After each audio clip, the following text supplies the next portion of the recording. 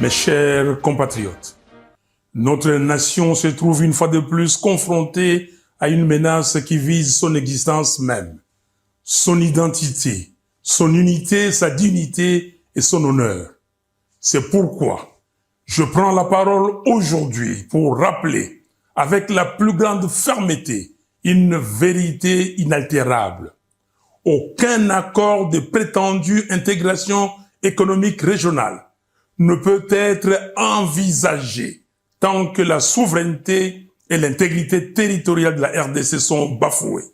Comment peut-on parler de coopération lorsque les forces rwandaises et ougandaises occupent nos terres, exploitent nos ressources et provoquent les déplacements, la mort et la souffrance de nos concitoyens?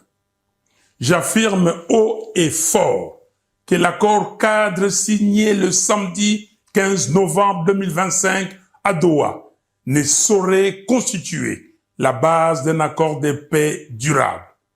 Les discussions de Doha devaient se limiter à la mise en œuvre intégrale et sans complaisance de la résolution 2773 des Nations Unies et la définition des modalités du cessez-le-feu et non à la signature d'un accord d'abdication qui mettrait en péril l'avenir de nos enfants.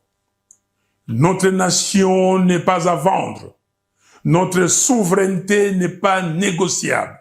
Et l'intégration régionale ne peut se faire qu'entre États égaux, libres et respectueux des frontières. Aucune pression ne doit primer sur la sécurité du Congo.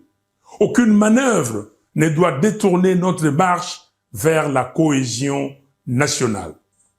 Ainsi, j'en appelle à M. Félix Tshisekedi et à tous les Congolais à œuvrer pour la cohésion nationale. Une cohésion véritable qui ne peut naître que d'un dialogue national inclusif. Monsieur Tshisekedi, au nom de notre peuple, meurtri mais toujours debout, je vous invite à convoquer sans délai le dialogue national. Sinon, l'histoire vous tiendra responsable de la balkanisation du Congo avec messieurs Kagame et Kabila.